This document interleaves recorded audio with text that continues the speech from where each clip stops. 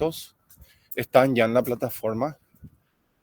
Ahora acabo de poner una tarea que consiste en comentar esos videos, pero si alguien quiere profundizar, encontrar una explicación más larga, voy a subir también un video de 1 hora, que fue una clase que habíamos dado el año pasado, donde, bueno, van a poder encontrar más detalles de los temas. A ver si ahí me ven. Bueno, ahí me ven por lo menos un poquito. Que no se mueve mi cámara, no sé qué le pasa. Ahora sí. Está como acelerado, pero... Bueno, y el tema de hoy, voy a poner aquí, el tema principal de hoy es...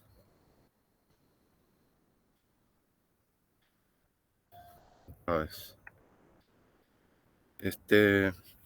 El tema principal de hoy es paradigmas.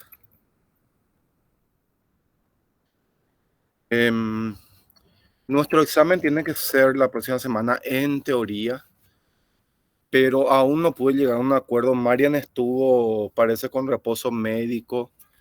Le escribí, le llamé. Ayer recién me pudo contestar porque parece que le habían pedido que no trabaje o esté en reposo absoluto. Y vamos a ver si durante la semana me da más detalle cómo podemos hacer esa dinámica.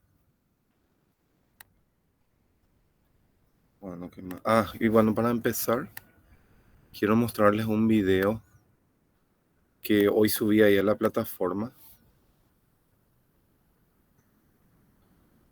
Vamos a ver, se llama El experimento de los monos.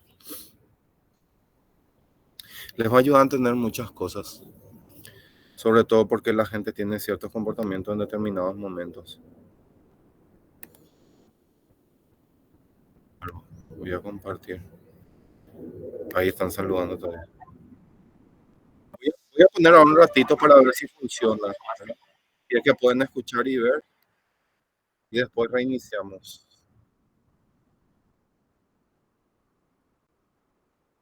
Ahí me pueden decir.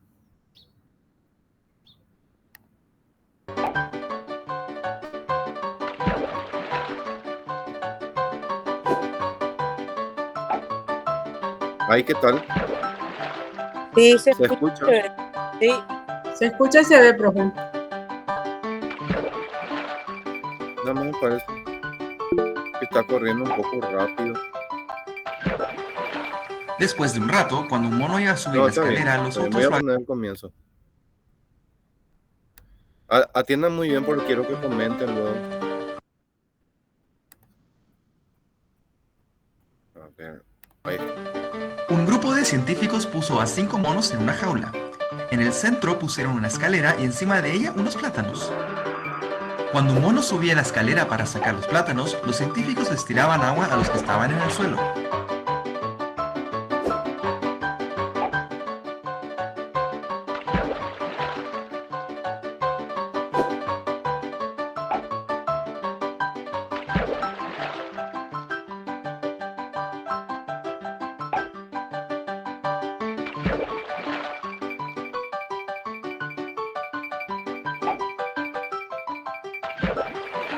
Después de un rato, cuando un mono iba a subir la escalera, los otros lo agarraban a combos.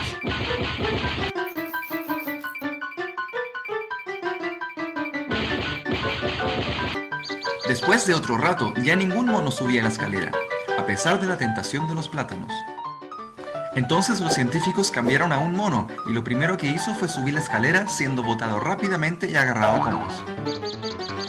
Después de más golpes, el azul ya no subió más la escalera. Cambiaron a un segundo mono y ocurrió lo mismo, incluyendo el primero que participó en la pelea entusiasmado. Cambiaron a un tercero, un cuarto, y finalmente al último también lo cambiaron. Entonces los científicos se quedaron con un grupo de 5 monos, y aunque nunca tuvieron un baño helado, nunca dejaron de pegarle al que intentaba subir por los plátanos.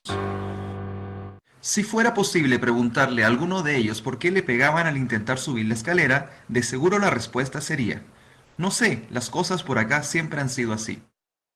No puedes perder la oportunidad de pasar esta historia a tus compañeros para que de vez en cuando se cuestionen por qué se están pegando.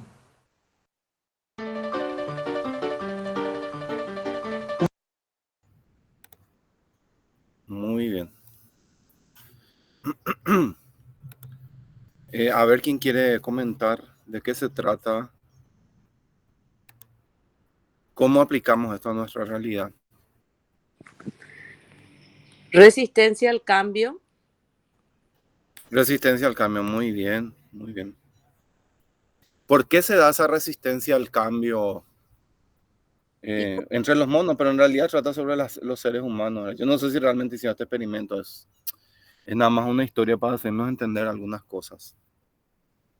Y con la ciencia y la tecnología tiene mucho que ver en esto. Totalmente. Porque es una innovación y lo que hace es, en el caso particular, en la parte de los cambios, no generan con un cambio de una, dos personas, sino que hay que cambiar la estrategia propiamente y por eso es que al final le preguntaban si por qué hacían eso de pegar y no, porque las cosas siempre son así. Ese es en el proceso de Eso. innovación, por ejemplo. Muy bien, gracias Lilian. Ahora Isabela.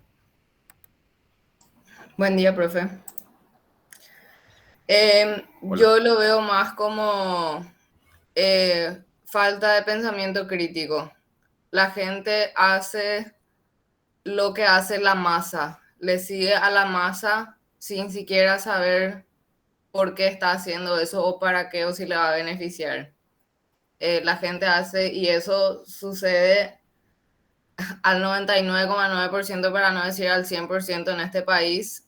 La gente le sigue a la masa y no para un segundo para pensar y analizar la situación y lo que está haciendo o lo que va a hacer. Muy bien, gracias. Eso me trajo a la cabeza el video. Lo están diciendo ustedes. Solo con un video cortito ya reflexionamos. Esto no quiere decir, por supuesto, que todo cambio sea bueno, ¿verdad? Un cambio puede ser negativo. Cuando ayer nomás estaba leyendo un libro y en España se instauró en 1931 una república democrática. Mandaron al rey al exilio, ¿verdad? Y intentaron mejorar la educación, la economía, luego una guerra y se puso un dictador, ¿verdad? Y instaló un nuevo sistema que era el fascismo. Y bueno, fue un cambio negativo, ¿verdad? Murió mucha gente en la guerra civil, tuvieron que aguantar 40 años de dictadura y qué sé yo. Lo mismo cuando Stroessner asume en Paraguay, no, mucha gente al comienzo creía que iban a haber cambios positivos, pero fue negativo. Pero muchas veces hay innovaciones probadas, sean ciencia, tecnología, economía o política, y que se tratan de implementar y la gente siente una resistencia, a veces por tradiciones, ¿verdad? Yo no sé si se dieron cuenta que esto de los monos tiene que ver con las tradiciones, y muchas tradiciones son buenas, ¿verdad? Pero hay otras que son absolutamente malas. En Perú y México y otros países también, en España, salvo en Cataluña, es una tradición, una mala tradición, ¿verdad? Y ellos dicen, no, esto no hay que suprimir porque tiene que ver con nuestra cultura. A ver, voy a poner la tradición mala. Es cultura, es de nuestros antepasados, es identidad nacional. Un poco mal entendido, y eso ponen como excusa para dejar una práctica que es cierto, puede llegar a tener incluso más de 1000 años, si tiene más de 1000 años, más de 2000 probablemente. ¿Saben a qué me estoy refiriendo? Que mucha gente quiere que se suprima. Lo consideran un deporte, pero en realidad no es un deporte. A la corrida de toros. Muy bien, la corrida de toros. La corrida de toros. Entonces, ¿es una tradición? Sí, es una tradición. ¿Está bien que se mantenga? ¿Es cultural? No sé si es cultural, ¿verdad? Pero es una mala cultura en todo caso. ¿Tiene que ver con los antepasados? Sí. ¿Con la identidad nacional? No. Acá creen mucho que tiene que ver con la identidad nacional, pero en realidad lo de las corridas de toros ya lo que venía de los romanos, se practicaba también en Francia, en Portugal, otros países, luego pasó a América. En Paraguay no hay corrida de toros, hay algo similar, bueno, no es similar, es que tiene una cierta coincidencia en algunos actos que es el torín, ¿verdad? O el toreo, pero es muy distinto. En Perú también se dice, es algo nacional, inclusive he leído con mucho disgusto algunos artículos de un escritor que es muy bueno, que es Mario Vargas Llosa, pero en política es un desastre. Sus opiniones no me gustan para nada, sobre todo esto de querer mantener la corrida de toros. Y como ven, preservar o no las costumbres o las formas de ser tiene más que ver con la razón y con las necesidades que con que siempre se hizo así, ¿verdad? En los años 90, no, ninguno de ustedes era profesor en esa época, ni yo tampoco. Cuando se propuso la reforma educativa, hay gente que puso mucha resistencia, ¿verdad? No quería implementar, incluso hay cambios que tardaron más de 10, incluso 20 años en implementarse. Hay cosas que hasta ahora no se implementaron del todo, solamente en ciertos niveles. Por ejemplo, la evaluación por competencias. Eso solamente funciona en los primeros grados de primaria, ¿verdad? Después estamos nosotros todavía con del 1 al 5, ¿verdad? De poner nota, poner puntaje, dar puntos, ¿verdad? Eso de dar puntos por cada tarea es de la reforma anterior que se llamaba innovaciones, o incluso de la anterior, la del 56, innovaciones del 73. Entonces, cuando vino la reforma, había ese auge de que estamos en nuevos tiempos, la democracia, qué sé yo, y mucha gente aceptaba la reforma, pero no aceptaba su contenido, ¿verdad? Decía, no, esto no se puede implementar, esto no hay que hacer así, está bien lo otro, pero estas cosas no vamos a lograr los profesores. Y fue un proceso largo, se hicieron muchas consultas, se fue haciendo de a poco, ¿verdad? Ahora estamos viendo algo al revés. La gente acepta el contenido, pero no acepta la reforma. O sea, es algo extraño. La reforma ahora se llama transformación, ¿verdad? Y principalmente yo creo que la culpa es de que no se ha trabajado en la difusión apropiada. En el 93, cuando había muchos menos medios de comunicación, Internet lo tenían muy pocas personas, en el 91, 92 incluso que ya empezó la cuestión, se hicieron muchos foros, muchos congresos, encuentros con docentes, entonces los profesores estaban informados de qué se trataba la reforma educativa. Hoy en día no, ¿verdad? Hay una fuerte resistencia al cambio porque no saben de qué se trata y porque justo coincide que hay elecciones, entonces hay gente que ha aprovechado para mentirle a las personas, para meterles cucos, para asustarles, ¿verdad? Sobre todo gente que ha participado en la reforma anterior. Por ejemplo, el padre Montero Tirado, que fue el líder de la reforma educativa del 93, que no quiere que se toque la reforma que él construyó y fue uno de los principales artífices. Entonces han puesto el énfasis en cosas que inclusive ni siquiera aparecen en los documentos. Y así pasa con muchas cosas. Ese es un ejemplo nada más de tantos. Pasó incluso en la astronomía, ¿verdad? No sé si ustedes podrían recordar de lo que leyeron de historia, quiénes fueron perseguidos por sus ideas sobre el universo, sobre el sistema solar. A ver quién sabe. ¿Y qué le hicieron a esas personas? Persecuciones a astrónomos. Nadie sabe. En la edad moderna, fines de la edad media. Galileo Galilei, profesor. Muy bien. Galileo Galilei le persiguió la Iglesia Católica. Galilei. ¿De qué le amenazaron? Amenazaron de cárcel y de muerte. ¿Por qué le amenazaron? A ver quién sabe. Porque decía que el mundo giraba alrededor del Sol. Muy bien, porque afirmaba por afirmar el heliocentrismo. ¿Verdad? O sea, que el Sol está en el centro. Y era una mala interpretación, ¿verdad? El problema con Galileo Galilei fue que hay algunos pasajes de la Biblia que decían ciertas cosas. Hay uno del Antiguo Testamento que dice, por ejemplo, el Sol se detuvo, ¿verdad? Y no sé cómo lo sabían, pero el Sol en realidad está en movimiento, pero no estaba girando alrededor de la Tierra. Tiene otro tipo de movimiento. Y ese pasaje y otros eran interpretados como que el Sol giraba alrededor de la Tierra. Entonces, cuando, incluso antes de él, estuvieron Copérnico, Kepler, también sufrieron persecuciones o no pudieron publicar sus libros, ¿verdad? Y eso pese a que, fíjense, el geocentrismo, o sea, la Tierra en el centro, no era una idea tan aceptada entre los científicos. Y conste que cuando eso la ciencia era estaba iniciando recién la ciencia, no había métodos científicos muy desarrollados como hoy en día. Y entre los antiguos griegos, hace más de 2000 años, Aristarco de Samos ya había dicho que la Tierra giraba alrededor del Sol. Incluso es una conclusión a la cual parece que estaba en el pensamiento, pero no llegó a demostrarlo. Esta filósofa Hipatia de Alejandría, que fue una de las filósofas más importantes de la antigüedad, que de hecho luego también ya sufrió persecuciones y fue una horda, no sé, recuerdo si la quemaron, lo mataron a piedra, pero bueno, murió por una horda porque ella no se declaraba religiosa, ¿verdad? Vivía en Alejandría, donde había había paganos, había seguidores de Zoroastro, había cristianos, había judíos. Bueno, los cristianos eran mayoría y terminaron matándola por no declararse religiosa y por ser mujer y hacer filosofía, ¿verdad?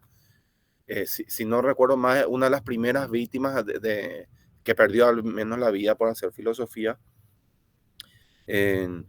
Y bueno, fíjense, más de 1500, 1000 años antes ya estaban buscando a ver si se podía encontrar pruebas. Algunos ya decían que la Tierra giraba alrededor del Sol y varios miles de años después todavía seguían con esa idea que fue instalada por un pensador antiguo, pero principalmente por Aristóteles, ¿verdad? Aristóteles fue uno de los que más difundió la idea de que la Tierra estaba en el centro y que había esferas celestes alrededor. Entonces, esa idea de la Tierra en el centro es un paradigma, ¿verdad? El Sol como centro del sistema es otro paradigma. ¿Qué quiere decir esto? Que es otro modelo, otra forma de entender cómo funciona el sistema solar o el universo inclusive. Lo mismo, bueno, Giordano Bruno está el caso. ¿Quién sabe lo que pasó con Giordano Bruno en 1600? Un pensador también. También fue perseguido por la Iglesia Católica, profesor. Sí, ¿y qué le hicieron? ¿Lo saben? Bueno. No. Fue perseguido porque él escribió un libro donde decía que existen infinita cantidad de estrellas y de mundos, ¿verdad? Cosa que más o menos concuerda con lo que hoy sabemos en realidad. Algunos científicos dicen que son infinitos, otros dicen, bueno, hay una cantidad X de estrellas, pero no sabemos, son tantas que son imposibles de contar. Al menos hoy en día, no sabemos si algún día vamos a poder contar. Tampoco sabemos si el universo es infinito, es probable que sí. Y bueno, lo quemaron. Fue destinado a la hoguera por sus creencias sobre el universo. Hay otros casos que no fueron tan drásticos, ¿verdad? Hay otros casos donde simplemente no se aceptó su teoría o se tuvo que esperar que murieran quienes lo dijeron para que entren en vigencia, ¿verdad? Antes, por ejemplo, existía también el paradigma del flogisto. El flogisto era como, se creía que era una sustancia que estaba en el ambiente y que a través del flogisto se transmitían las cosas. Se creía en el éter también. Hasta ahora en la radio dicen el éter metafóricamente. A través del éter se transmitían las ondas de la radio. Y nosotros sabemos que no es así hoy en día, ¿verdad? Nosotros hoy sabemos que son ondas electromagnéticas y aunque sean invisibles, están ahí presentes, ¿no? También había creencias antes sobre cómo el paradigma acá, de las 4 sangres. Tiene otro nombre, ¿verdad? Pero no recuerdo cuál es exactamente el nombre que le daban, pero bueno, decían que teníamos tipos de sangre o que predominaba cierto tipo de sangre en nosotros cuando estábamos enfermos, y entonces los médicos para curar eh, le sacaban la sangre a los enfermos, ¿verdad? Muchas veces les empeoraban la enfermedad, ¿verdad? Porque ellos necesitaban, lo que necesitaban una buena alimentación, a lo mejor reposo o tomar antibióticos, y al sacarle la sangre se debilitaban más, ¿verdad? Porque los griegos creían que hay humores relacionados a la sangre, ¿verdad? Hasta que luego surgió también algo que se llama como el paradigma de la circulación de la sangre. O sea, antes, hasta hace muy poco, estamos hablando de un poco más de 100 años nada más, quizá 200, no se sabía o no se podía comprobar que la sangre circulaba. No recuerdo exactamente hace cuántos años, pero no son muchos. Y eso tardaron en demostrarlo y en pasar de una teoría en donde la sangre está fija en el cuerpo y solamente brota porque se rompen sus canales, a otra en la cual ya hablamos de arterias y venas, la sangre entrando y volviendo a salir el corazón. Entonces son, como se está dando cuenta, cada paradigma es un modelo de entender las cosas, ¿verdad? Podemos decir, incluso muchas veces estos modelos están vinculados a las religiones, pero no siempre, ¿verdad? Pueden no estar vinculados a las religiones. A veces también pasa que los feligreses de una religión creen que su iglesia adopta un modelo, pero la iglesia está adoptando otro modelo.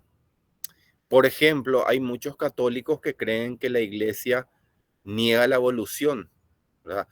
Que la iglesia no cree que las especies evolucionen y que vayan cambiando.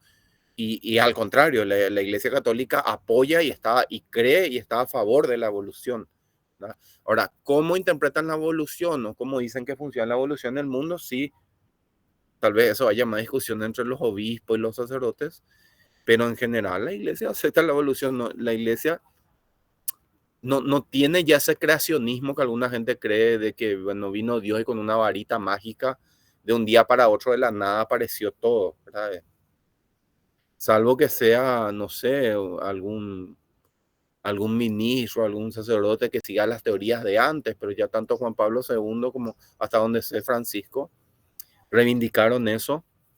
Es más, el Papa ahora es ecologista, el Papa tiene una encíclica que es una de las más importantes. Voy a poner encíclica de Francisco I, que para escribir esa encíclica, el primer capítulo o el primer trabajo le encargó a los mejores científicos del mundo. Y esos científicos luego se reunieron con los teólogos y con los cardenales. Y el documento está total y absolutamente basado en la opinión de científicos, considerando lo que enseña el Nuevo Testamento también. A ver, quién sabe cómo se llama eso, que es tan importante y que sirvió de base para muchas investigaciones y muchos posteriores trabajos también. Y en cierta manera tuvo Laudato Si, estuvo influido, ¿verdad? Estuvo influido o influyó a los ODS. A ver, Roberto. Laudato Si, puede ser. Muy bien, Laudato Si. Laudato Si, que es la encíclica ecologista, donde habla de nuestra casa común, ¿verdad? Que es la tierra y que compartimos con los animales, las plantas y los hongos. Laudato Si, mis señores, el nombre completo, bueno, es la frase que tomaron de San Francisco de Asís, que dice, alabado sea mi Señor, ¿verdad? Y trata a los otros seres vivos como hermanos, ¿verdad? Ya es otro paradigma. Yo le aseguro que hace 500, 600 años la iglesia no reflexionaba mucho sobre estos temas o directamente planteaba otras cosas, ¿verdad? Que nosotros somos Santo Tomás de Aquino, a quien yo le estudié mucho para mi tesis doctoral, decía los seres humanos somos imperfectos porque somos el término medio entre los ángeles, que son alma pura, y los animales, que son materia pura y que no piensan, no sienten y que están solamente para nuestro servicio, ¿verdad? Claro que después estaba también San Francisco de Asís, que tenía totalmente otra visión sobre la naturaleza y que la que ahora se adoptó, ¿verdad? En Benedicto XVI ya había un atisbo de esto. Él hablaba de las heridas profundas que tiene el medio ambiente, entonces como que se fue gestando un cambio de paradigma dentro de la iglesia, como pasó también en el siglo XI con esta cuestión del casamiento. Hasta el siglo X los sacerdotes se podían casar libremente y luego hay un cambio profundo de paradigma, de una mirada del mundo, de hacer las cosas, y ya se impone la castidad y que los sacerdotes y las monjas, bueno, no tienen que casarse, ¿verdad? Eso es un cambio de paradigma. Como ven, ahora se está discutiendo mucho, ¿verdad? Hay iglesias evangélicas y de otras religiones que sí permiten el casamiento de los ministros o que sí permiten la ordenación de sacerdotisas. Creo que la iglesia anglicana ya lo está haciendo hace mucho tiempo, que es la iglesia de Inglaterra, pero que es bastante parecida a la católica, salvo que ellos aceptan el divorcio, también esa es otra diferencia. Bueno, no sé si ahí con los ejemplos vamos entendiendo un poco mejor lo que significa esto de los paradigmas, ¿verdad? Que me parece muy importante, porque si ustedes comprenden la noción de paradigma, le va a ser muy fácil hacer el marco teórico y en general hacer su tesis, ¿verdad? De hecho, acá tengo un video que quiero compartir con ustedes. Salvo que alguien tenga un comentario o una pregunta, que pueden hacerlo libremente, ¿verdad? Tengo aquí un video hecho con Powtoon. La iglesia luterana permite pastoras. Sí, sí, sí. Sí, hay varias, hay varias. Acá cerca de mi casa hay una que la pastora es muy famosa. ¿Cómo se llama? No me acuerdo el nombre. Está ahí detrás de la municipalidad de Lambares. De hecho, los dos pastores principales están casados entre sí. Es para mostrar nomás paradigma, ¿verdad? Esta es una forma de hacer y ver las cosas y esta es otra forma de hacer y ver las cosas. Hay muchos paradigmas con respecto a la crianza de los niños, ¿verdad? Hay todavía lugares donde se cree, por ejemplo, que hay que golpear físicamente a los niños, o que hay que ponerle sanciones muy severas. A nuestros padres, por ejemplo, algunos sufrieron, se tenían que arrodillar sobre sal, o se tenían que poner a rezar frente a la pared cuando cometían algo. Y sin embargo, ellas están, en la sociedad paraguaya por lo menos, están prohibidos los castigos físicos de los niños. Y hay otras sociedades donde incluso no se les puede ni gritar, ni hablar fuerte, ¿verdad? Son paradigmas y visiones. Y lo mismo pasa con la educación, como ustedes habrán visto. Pasamos a una educación donde el profesor transfería su conocimiento de su cabeza a la de los niños, a la que Paulo Freire llamaba la educación bancaria,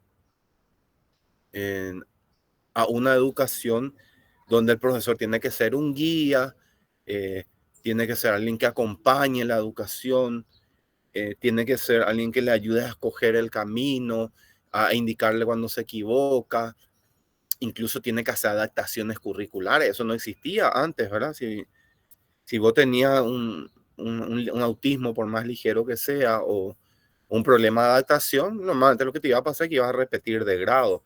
Hoy en día ya se impone un nuevo modelo con respecto incluso al cursar las clases, donde se habla de que por lo menos los niños pequeños ya no tienen que repetir el grado, que lo que hay que hacer es prestarle una especial atención, a lo mejor trabajar psicólogos con él o psicopedagogos y ayudarles a alcanzar más o menos el ritmo de sus compañeros para que no tenga que repetir la escuela.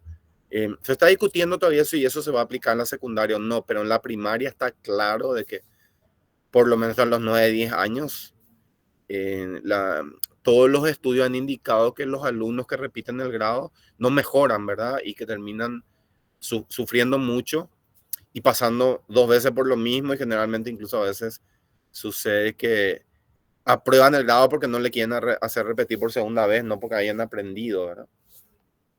Bueno, esos son distintos modelos de paradigma con los cuales con muchos paradigmas podemos estar de acuerdo y con otros podemos tener severas diferencias, ¿verdad? Vamos a una parte del video.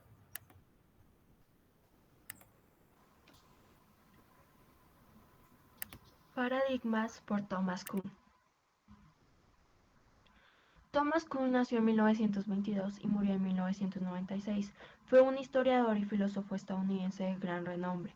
En sus inicios se especializó en la física teórica, y es allí cuando comienza a escribir su libro La estructura de las revoluciones científicas.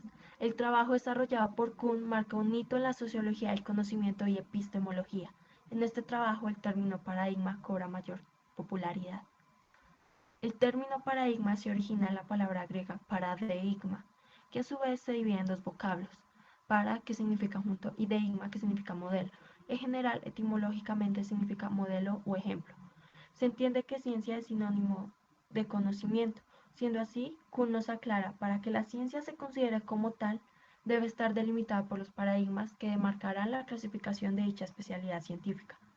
Thomas Kuhn definió así los paradigmas. Considera los paradigmas como realizaciones científicas universalmente reconocidas que, durante cierto tiempo, proporcionan modelos de problemas y soluciones a una comunidad científica. Si lo que conocemos como ciencia no tuviera su paradigma, no podríamos diferenciar la ciencia del conocimiento común. A su vez, Kuhn construye una generalización y señala que el paradigma es aquello que comparten los miembros de una comunidad científica en particular. A su vez, desarrolla en su tesis dos componentes esenciales del paradigma, una matriz disciplinaria y un componente sociológico. La matriz disciplinaria se compone de generalizaciones simbólicas o expresiones simbólicas de las teorías o leyes y se caracteriza por la existencia de modelos particulares, valores compartidos como juicios de exactitud y ejemplares o modelos típicos de resolución de problemas. A estos cuatro componentes de la matriz disciplinaria podemos agregar, de acuerdo a Kuhn, otros elementos como la instrumentación, el lenguaje propio, los libros de texto y las comunicaciones. El componente o factor sociológico cubre las relaciones que se establecen entre los miembros de la comunidad que comparte el paradigma. Se puede observar como aquellas personas que trabajan e investigan dentro de un paradigma en particular, lo que sería hacer ciencia normal, tienden a compartir intereses sociológicamente afines. De esta forma, investigadores de las más diversas culturas y que solo comparten el paradigma propiamente pueden salvar obstáculos de orden cultural y entenderse sin problemas. La ciencia es generalmente catalogada como una búsqueda de conocimiento que lleva a comprender la naturaleza de las cosas. Dentro de esta búsqueda surge la ciencia normal. Esta se basa en investigaciones científicas pasadas, las cuales han sido reconocidas por alguna comunidad científica. Esta se desarrolla en función del nuevo paradigma. La ciencia normal ha definido tres tipos de fenómenos que son dignos de señalar. El primero son los fenómenos fácticos, que desde la perspectiva del paradigma son relevantes, como la temperatura, la acidez, las fórmulas químicas y sus concentraciones. El segundo fenómeno son los que no tienen mucho interés intrínseco, pero que son relevantes pues pueden ser objeto de comparación con las predicciones del paradigma, como las longitudes de onda específicas de absorción o emisión de un elemento químico. Y por último, el fenómeno de la investigación de las ambigüedades, lo cual contribuye definitivamente a aclarar las definiciones paradigmáticas. A lo largo de la investigación, la acumulación de anomalías empieza por fracturar el viejo paradigma y produce una revolución científica que desemboca en descubrimientos y en novedades teóricas o invenciones. Comienza en ese momento la sustitución del antiguo paradigma por el nuevo, el cual es capaz de explicar dichas anomalías y transformarlas en ejemplares de una nueva matriz disciplinaria. En la tesis de Kuhn, un paradigma nuevo es incompatible con el paradigma al que sustituye. Para entender la ciencia normal, Kuhn ha desarrollado una analogía interesante con la resolución de un rompecabezas. Parafraseando a Kuhn, podemos decir que el paradigma constituye la base y el ser del rompecabezas.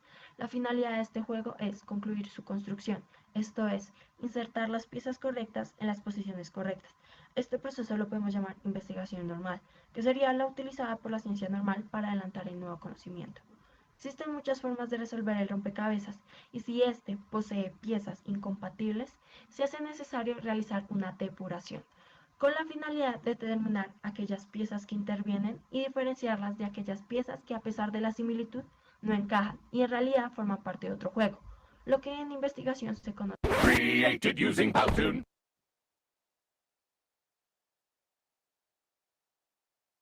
Muy bien. Acá introdujimos ya las nociones de Kuhn, que es alguien que desarrolla la noción de paradigma para la ciencia, ¿verdad? ¿Cómo él lo interpreta para la ciencia? Yo les di ejemplos que tienen que ver con la vida cotidiana, con las religiones y otras cuestiones, pero digamos, esos son otros usos del término paradigma, o lo decimos metafóricamente. Stricto sensu, o en forma, digamos, más clara, los paradigmas más bien representan los modelos a seguir o los patrones a seguir dentro de una determinada ciencia. Entonces, todo esto tiene que ver con la historia del pensamiento científico, y que hubo una discusión muy fuerte ahí entre los grupos que eran a los que pertenecía Kuhn, ¿verdad? Y los que pertenecían al llamado continuismo.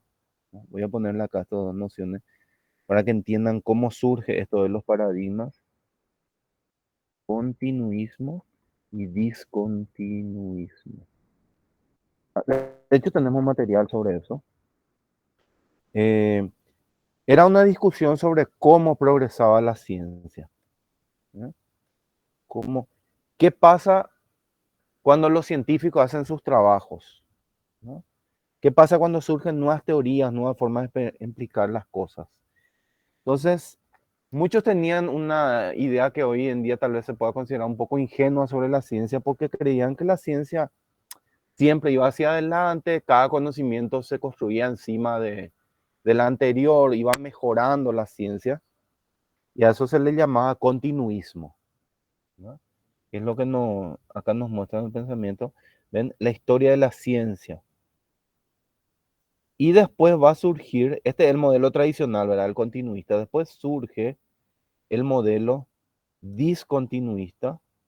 Estoy poniendo acá lo más grande que pueda para que vean. Una nueva visión de la ciencia, y habla de la revolución científica. ¿Esto qué significa? Esta nueva visión nos dice que la ciencia, es cierto, va progresando, pero también tiene momentos en los que se estanca, que retrocede, que se cometen errores. Eso es realmente lo bueno de la ciencia, por eso podemos confiar en ella, porque sabemos que si hay errores se va a tratar de rectificar. Si alguien lo prueba, puede demostrarlo. Pero hay momentos en los que ocurren lo que Kuhn llamó revolución científica. Y la revolución es cuando el paradigma, el modelo, empieza a tener fisura, empieza a notarse que no puede explicar ciertas cosas. ¿Qué pasó, por ejemplo, con la idea de que la Tierra estaba en el centro del universo, que no se podía explicar los planetas, ¿verdad? ¿Cómo funcionan los planetas? Y los planetas, por eso se llamaban planetas. Errante significa etimológicamente planeta, porque parecía que daban como un rulo, hacían un giro. Era muy extraño hacerle seguimiento a Venus o a Marte, a Júpiter, que a simple vista son visibles. Hasta que, bueno, hubo muchas fisuras, muchas cosas que no podía explicar el modelo, y surgió otro nuevo. Lo mismo pasó con el conductismo, ¿verdad? Ya no se podía solucionar la cuestión de la educación especial, la creatividad quedaba muy relegada, ¿verdad? Había muchos chicos que parecían muy inteligentes y luego fracasaban en la universidad, y se intentó, bueno, se hizo un cambio en Paraguay con el socioconstructivismo a través de la reforma de los 90, y eso se propuso como un nuevo paradigma de enseñar y un nuevo paradigma para aprender.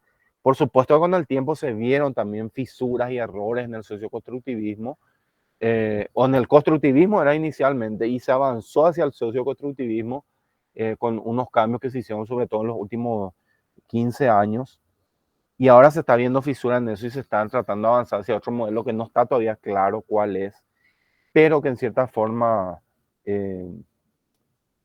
está ligado a esta idea de la conservación del medio ambiente, del estudiante como una persona, de la capacitación docente. Ahora, hoy en día se le da mucha importancia a la capacitación docente. También se le da mucha importancia a la difusión de la ciencia entre los niños y las niñas. Esa, por ejemplo, es la perspectiva de género. La perspectiva de género no es aceptar todos los géneros. La perspectiva de género es que tanto los niños como las niñas conozcan la ciencia y quieran ser científicos. Que los niños y las niñas quieran practicar deportes, ¿verdad? Que en el colegio, si las nenas quieren jugar fútbol, pues que lo hagan. Si los varones quieren jugar handball, que lo hagan. Que no haya deportes por género, ¿verdad? O por sexo. Esa es la perspectiva de género, ¿verdad? Que muchas cosas, o quizás todas, o la mayoría de las cosas, podemos hacerlo tanto los varones como las mujeres, ¿verdad? Independientemente de nuestro sexo. Que un chico, si quiere ser peluquero, en la clase no le pueden decir, no, eso no es una carrera para hombres, ¿verdad? O si quiere ser cocinero. De hecho, en la escuela parece que se relega la cocina más a las mujeres, pero los grandes chefs son hombres, ¿verdad? Bueno, esa es la perspectiva de género. O bueno, al menos como la entendemos, o como se entiende en la transformación educativa. Bueno, ¿y qué pasaba con los historiadores de la ciencia? Que nos hablaban de la postura continuista, ¿verdad? La ciencia progresando de a poquito. Pero después aparece este libro, Contribución al psicoanálisis y al conocimiento objetivo de la formación del espíritu científico de Bachelor, donde propone, bueno, junto con Coiré también, que es otro historiador de la ciencia, empiezan a decir, bueno, miren lo que pasó con Galileo. Galileo hizo una revolución científica y hubo mucha resistencia, pero al final se terminó imponiendo su visión. Tengo poca batería en la computadora, pero si se apaga no se preocupen, voy a prender el celular, ya lo tengo acá habilitado. Y continuamos con el celular. No sé qué pasó, que se bajó muy rápido la batería, a lo mejor porque estaba convirtiendo el video de la vez pasada. Bueno, acá están Bachelard, Coiré. Dicen, no siempre hay una acumulación con conocimiento científico, los científicos se pueden equivocar, ¿verdad?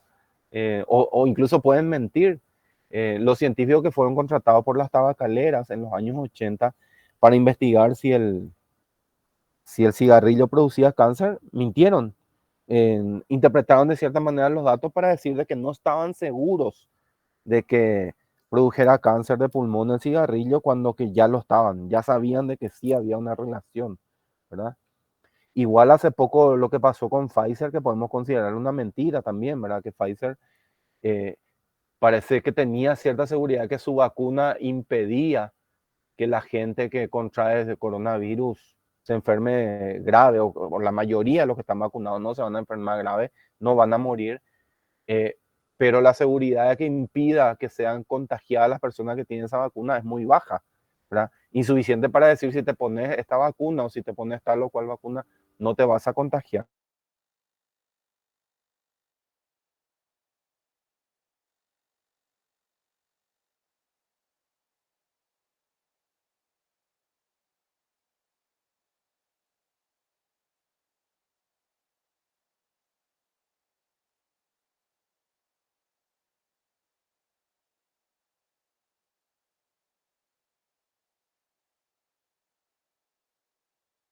Ya volví, pero estoy conectado doble. Ya ven. Bueno, esperen que voy a guardar mi computadorita. ¿Alguna pregunta hasta acá sobre esta cuestión de las revoluciones científicas y los cambios de paradigma? ¿O está claro?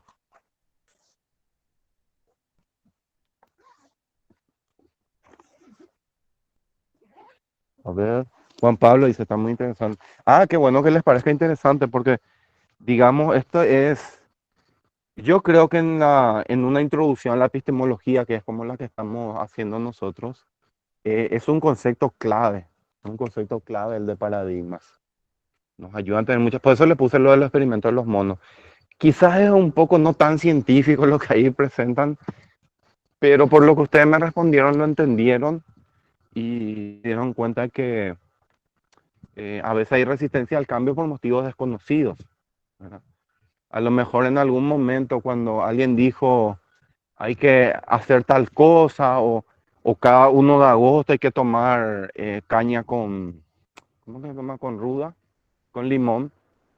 Bueno, el limón tiene vitamina C y no sé si el alcohol es un potenciador o ayuda a fijar la vitamina C. No sé, tiene algún efecto, ahí no recuerdo exactamente cuál es, pero la tradición probablemente surgió por eso, ¿verdad? Porque ayudaba, aunque sea mínimamente, a difundir o a que haya más contagios. ¿verdad? De las enfermedades respiratorias.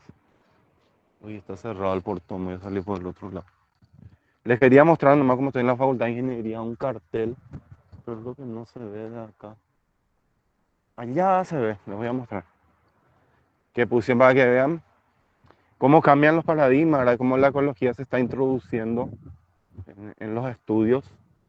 Eh, y es la Facultad de Ingeniería para decir que es sospechoso, que es humanidades, que son unos rebeldes, que esto, que aquello.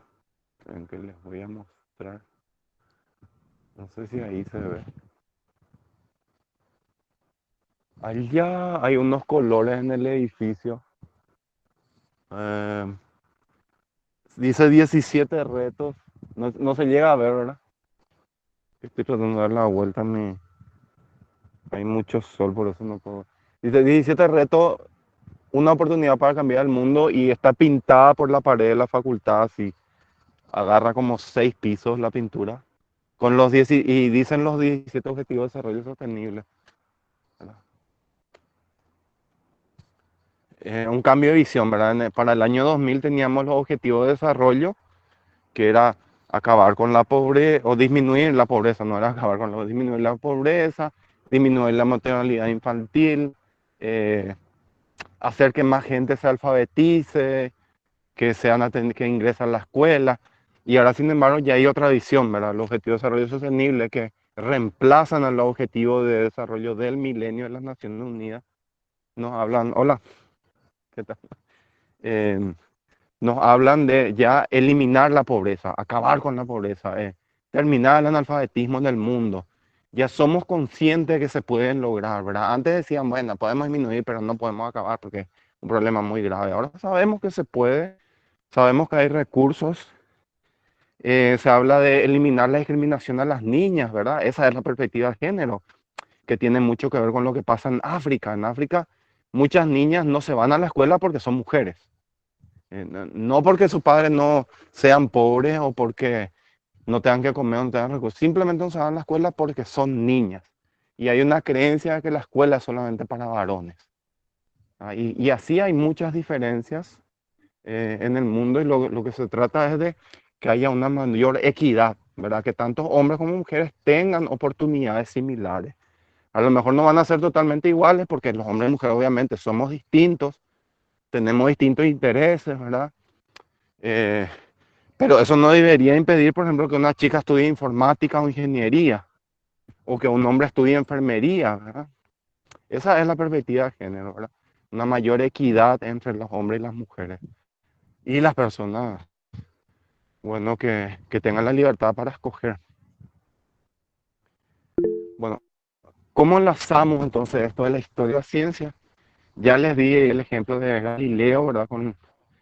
Está el ejemplo de la educación, que pasamos del conductismo al constructivismo, al socioconstructivismo. Hay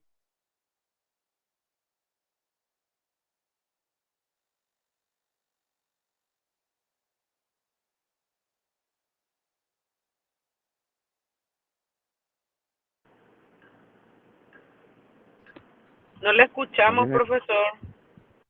se congeló, me dice Juan Pablo. Sí, te perdimos. Ya, ya.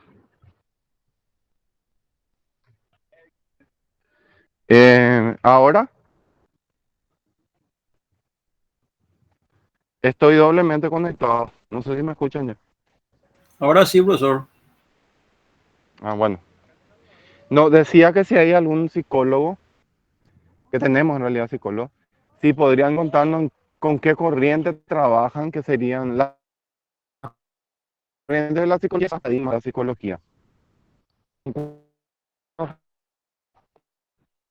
En cada social por lo menos hay dos, de repente.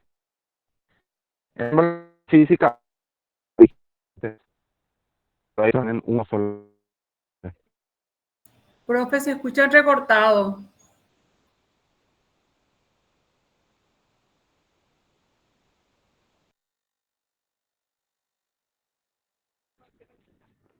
Ya ves que ya está funcionando el trámite de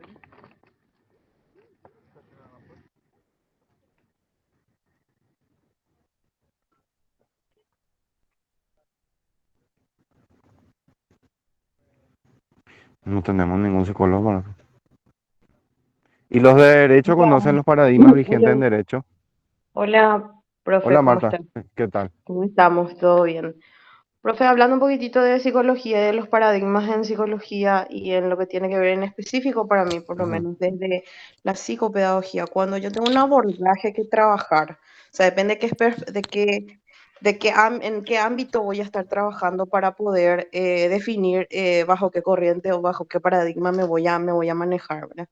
Cuando normalmente Muy bien. tengo un caso donde necesito la, hacer uso de la multidisciplinariedad, ¿verdad? Normalmente trabajo desde lo que es la escuela sistémica. ¿Por qué? Porque a partir de la escuela sistémica lo que se trabaja es la comunicación, ¿verdad?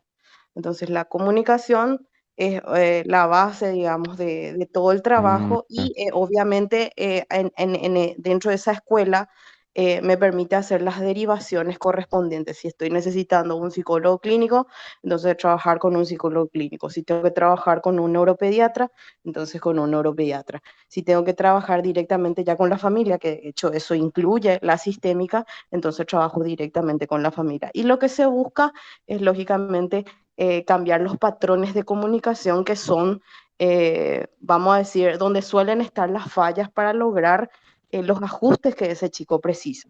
Ahora, cuando me hablas, por ejemplo, de elaborar un informe psicopedagógico. Entonces ahí es donde yo uso, digamos, lo que es el mm, paradigma de la neuropsicología, porque la neuropsicología me permite a mí, eh, digamos, estructurar de manera bien, vamos a decir, ordenada los distintos aspectos que tienen que ver con aprendizaje y donde yo puedo demostrar fehacientemente qué cosas son las que yo puedo trabajar y cuáles corresponden ya a un ámbito profesional diferente que no es de la psicopedagogía.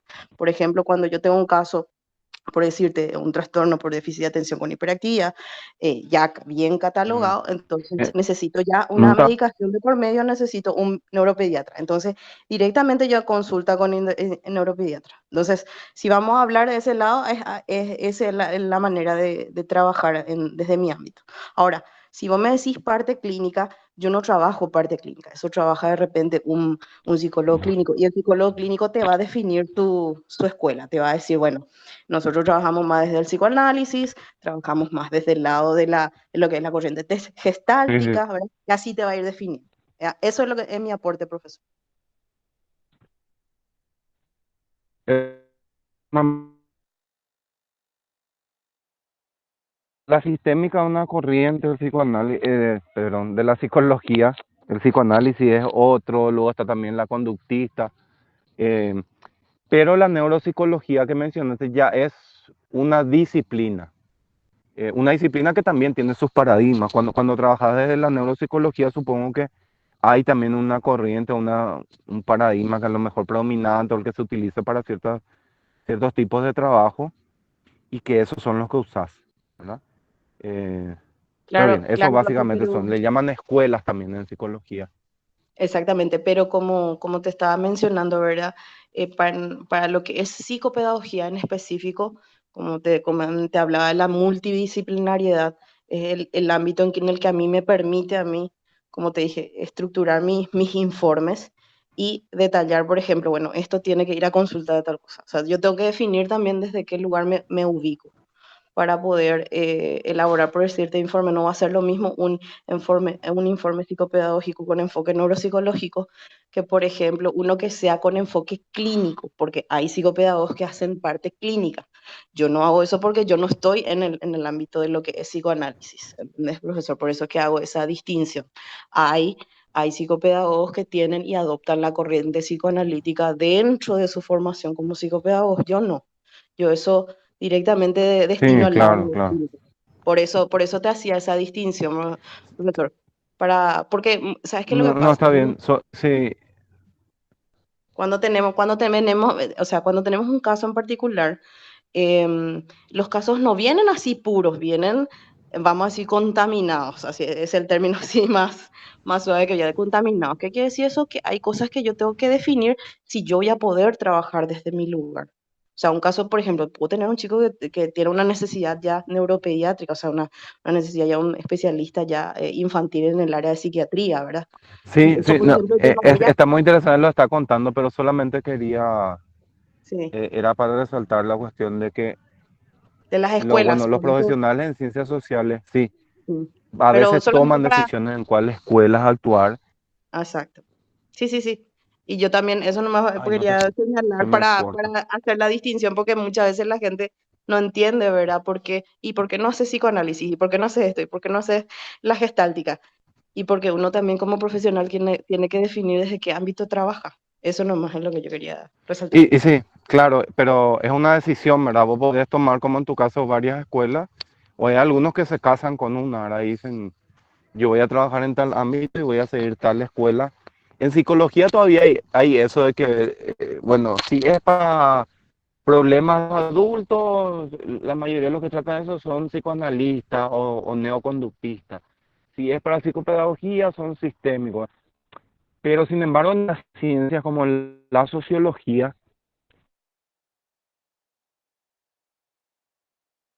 sino que de la elección o del gusto del investigador. Y, ¿qué pasa en pedagogía? ¿Verdad? En pedagogía hay paradigmas y visiones sobre el mundo.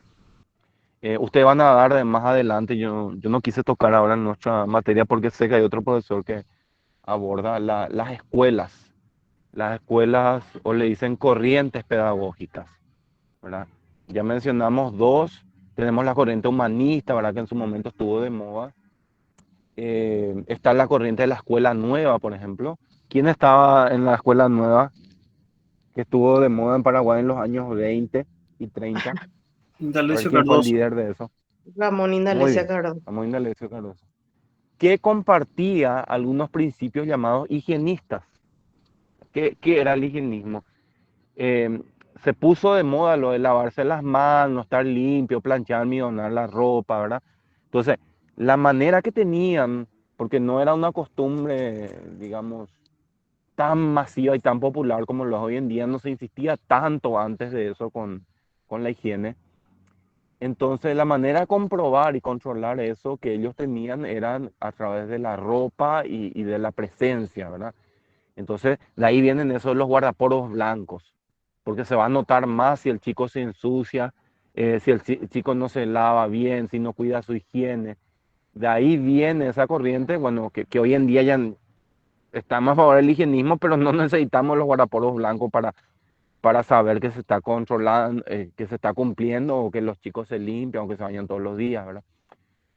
Y de ahí viene también esa idea del uniforme, de que todos los niños vengan con determinada ropa, pero que ya dejó de ser útil, ¿verdad? No pasa lo de los monos, muchos profesores defienden los guardapolvos y no saben por qué, lo ven como una tradición, pero en su momento era necesario y tenía una explicación, hoy en día no tiene ninguna explicación. Sí tiene una explicación tener un uniforme de educación física o un tipo de ropa para hacer educación física. A lo mejor si es una comunidad que no se puede mandar a hacer uniforme o hay muchos padres que no tienen mucho ingreso, bueno, le decimos, bueno, pero tiene que venir en short o tiene que venir en buzo o tiene que tener una remera de algodón, porque eso es lo que sirve para hacer deporte y atletismo, ¿verdad? O si vas a tener en la escuela, ahora están queriendo reintroducir en trabajo y tecnología, por ejemplo, los talleres, ¿verdad? Que antes teníamos nosotros. Yo, por ejemplo, cuando estaba en séptimo, octavo y noveno, tenía que elegir entre carpintería, herrería y ¿cuál era el otro? Electricidad, ¿verdad? Y plomería, creo que había también. Bueno, entonces eso quieren reintroducir. Si te vas a ir a un taller de plomería o electricidad o carpintería, con más razón, tenés que tener un guardapolvo, en lo posible un color oscuro, para que se note el acerrín, ¿verdad? Qué sé yo, para que no se note tanto ciertas cosas. Lo mismo, las enfermeras y los cirujanos tienen determinados colores de ropa porque cumple una función eso, hacer notoria la sangre o hacer notorio eh, como si tienen alguna mancha o se les derramó algo encima. Pero hay que saber el por qué, no es que hay que defender a rajatabla nomás algo porque sí, ¿verdad? Por eso me he opuesto mucho, por ejemplo, a estos uniformes de gala, que si los padres tienen, bueno, no hay problema que compren, pero de repente lo que pasó hace poco, que unos chicos no pudieron rendir examen en el colegio porque no se fueron con uniforme de gala. Bueno, eso ya raya lo absurdo, ¿verdad? ¿Qué es lo que le estamos enseñando al alumno? O sea, le estamos discriminando porque alguno fue cachafá y no quiso llevar su uniforme, porque otros no tenían para comprar. No sé, no es eso lo que importa en la vida, ¿verdad? En algún momento se creía, y miren de dónde viene esta cuestión de los uniformes de gala. Viene principalmente del militarismo, ¿verdad? De la creencia en la guerra, en las razas superiores, el Estado-Nación, ¿verdad?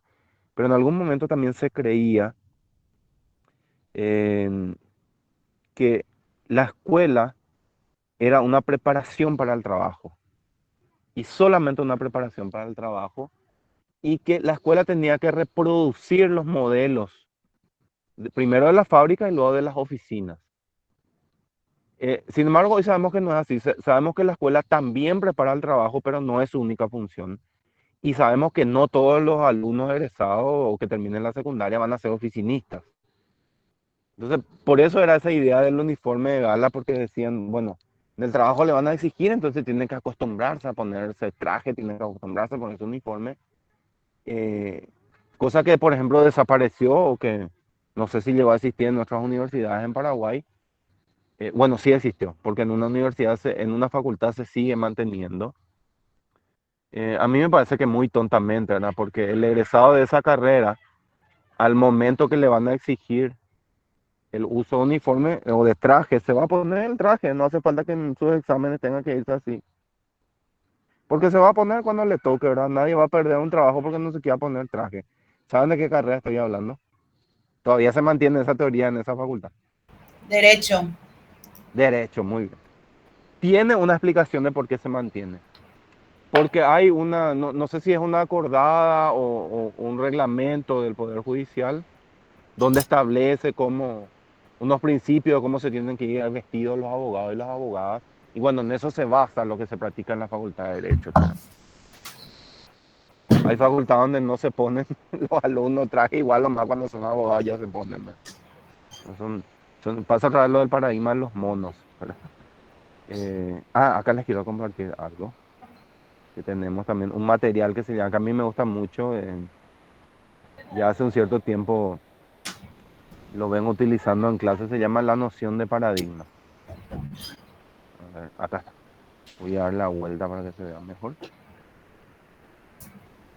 Tu micrófono, Ali, está No prendido queda todavía. todavía. Vamos a ir a 2:30 más. Avisar cómo va a ser. La próxima semana va a ser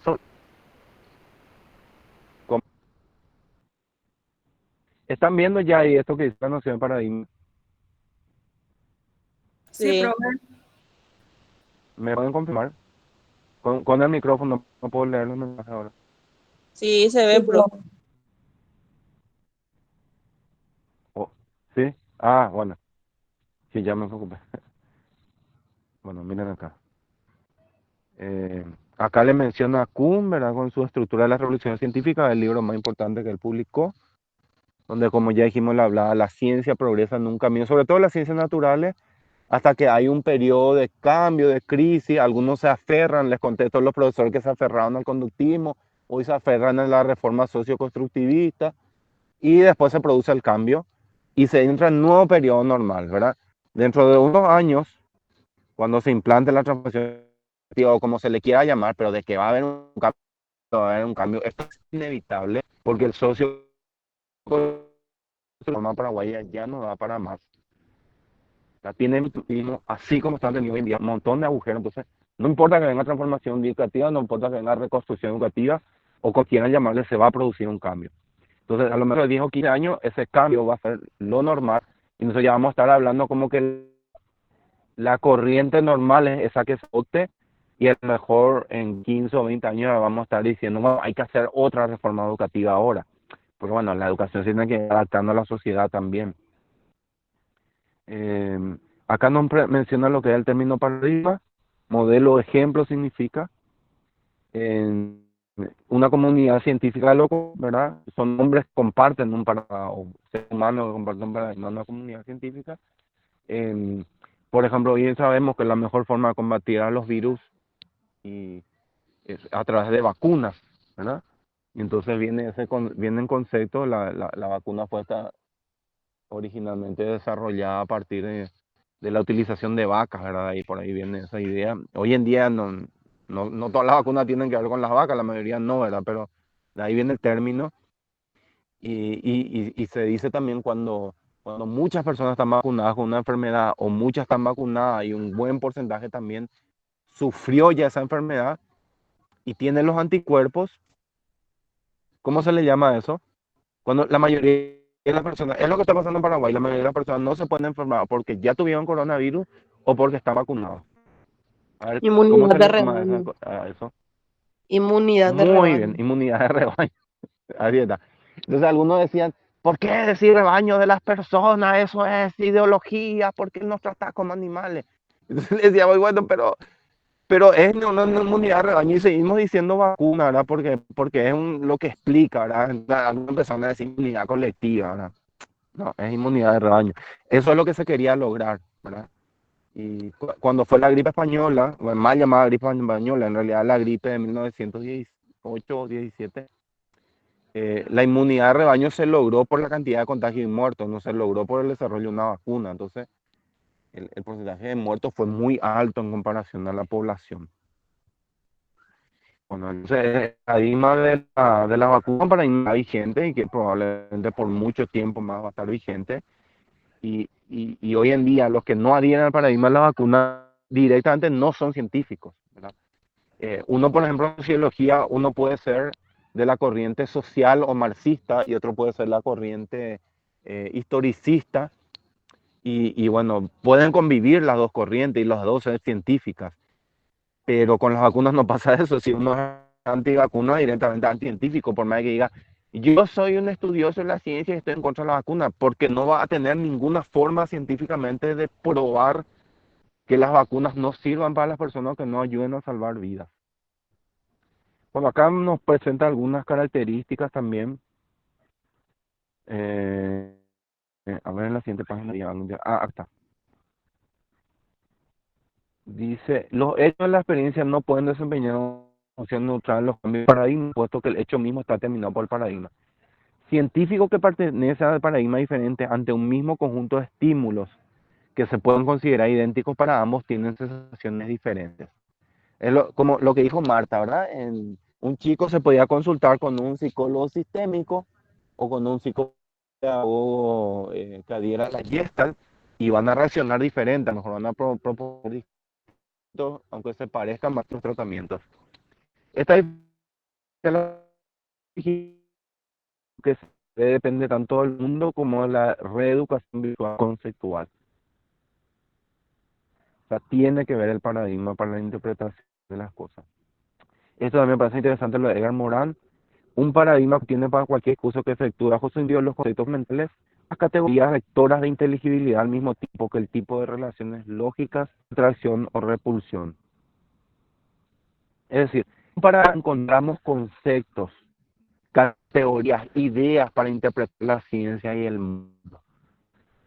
Voy a hablar de las vacunas. Se inventaron las vacunas, algunos científicos estaban en contra, ¿verdad? Porque hubo que pasar por un periodo revolucionario para que lo normal se vuelvan las vacunas. Esos que estaban en contra de ese movimiento sí eran científicos, ¿verdad? Porque tenían su fundamento, su ciencia no estaba muy desarrollada, todavía se estaba investigando a tan porcentaje de población le va a ser útil la vacuna, pero hoy en día está tan demostrada la utilidad de las vacunas que no hace falta, que sos antivacunas y es anticientífico. Claro, sí puede pasar que una vacuna X de una marca para una determinada enfermedad no funcione y que digamos, bueno, esa vacuna no tiene que ser aplicada o no se recomienda o solamente para cierta edad, pero eso es una postura ya muy específica, no es contrario a toda vacunación. Acá están las características, el paradigma se puede invalidar, acabar, destruir. Todos los paradigmas pueden llegar a algún momento a terminar, hay otros que siguen vigentes durante mucho tiempo. Otra característica es exclusivo y excluyente en las ciencias naturales. En las ciencias sociales no son excluyentes, hay varios paradigmas. Un filósofo puede ser platónico, otro puede ser aristotélico, tienen sus ideas, se enfrentan entre sí.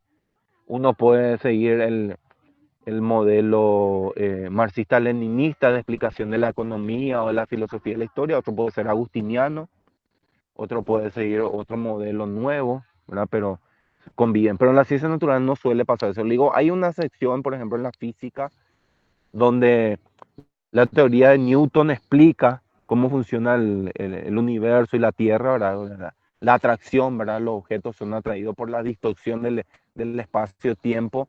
Por eso las frutas caen, ¿verdad? Cuando están maduras, cuando arrojamos algo se va hacia el suelo. Eh, Todos los objetos caen a la misma velocidad independientemente de su peso. Y hay otras ideas que están vigentes en la física, pero a la par existe una teoría que explica lo subatómico, el mundo diminuto, ¿verdad? Lo que existe ahí en el mundo más pequeño de los átomos, con los quarks y otras partículas. eh, y esa teoría de Planck y otros investigadores no es compatible con la teoría de Newton, o con el mundo de Newton y de Einstein más bien. Einstein fue quien desarrolló lo de la relatividad. Y bueno, hay dos paradigmas vigentes para distintos aspectos de la física, pero generalmente hay uno solo. El paradigma es invisible, o sea, muchas veces no nos damos cuenta de que estamos en un paradigma. Eh, Francis Bacon lo decía, los ídolos tribu, ¿verdad? O sea, o del foro, o del teatro, ¿verdad? A nuestros marcos, a la forma que percibimos las cosas. Y bueno, muchas veces nuestra visión del mundo está sesgada también por ciertas creencias. Bueno, el paradigma crea la evidencia ocultándose a sí mismo, crea la sensación de lo que es real, y el paradigma es invulnerable. O sea, en teoría los paradigmas soportan las pruebas hasta que llega un momento en que ciertos paradigmas tienen que ser reemplazados. Los paradigmas son inconmensurables entre sí. Bueno, esto significa que no, difícilmente yo pueda explicar un fenómeno con una visión del paradigma conductista y eso ser invalidado con una visión constructivista. Sería muy raro que suceda. Yo tendría que desde el mismo paradigma demostrar que está incorrecto o que no funciona una visión determinada. Bueno, un paradigma termina una visión, no más bien una cosmovisión del mundo. Y después nos habla de la crisis actual, ¿verdad? Hay una desconfianza en cierta forma de la ciencia. El paradigma nos permite tener una representación, una forma de entender el mundo. Y también utiliza el lenguaje como un instrumento, ¿verdad? El lenguaje es un medio, ya habíamos hablado algo de esto, ¿verdad? Eh, Nos produce una forma de interpretar y de transmitir la realidad. Ustedes lo saben muy bien, dicen un término en guaraní a veces y no se puede traducir totalmente en el español, ¿verdad? Porque cada lenguaje tiene su carga epistemológica, su carga noxiológica, hasta su carga de género tiene a veces el lenguaje, ¿verdad? Con las palabras y los términos, la forma de pronunciar. Acá también nos habla del paradigma que anterior, ¿verdad? Que era la educación como transmisión de conocimiento. Hoy ya sabemos que esa no es la función exclusiva de la educación. Eh, ya no vemos tampoco a la educación como escolarización solamente, o sea, la educación se produce en la casa, se produce en los medios de comunicación, se produce a través de internet, ¿verdad? Morán nos va a hablar de la complejidad, ¿verdad? No todo es complejo, o sea, no todo es simple en la ciencia, sino hay algunas cosas que solamente a través de la complejidad se pueden explicar. A ver, voy a volver acá y ya dejo de compartir. Muy bien. Ahí voy a poner para que me digan. Voy a habilitar un espacio de preguntas.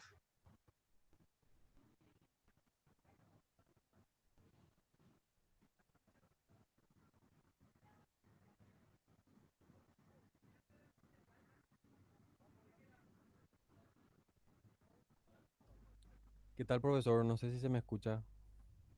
Muy bien, hola.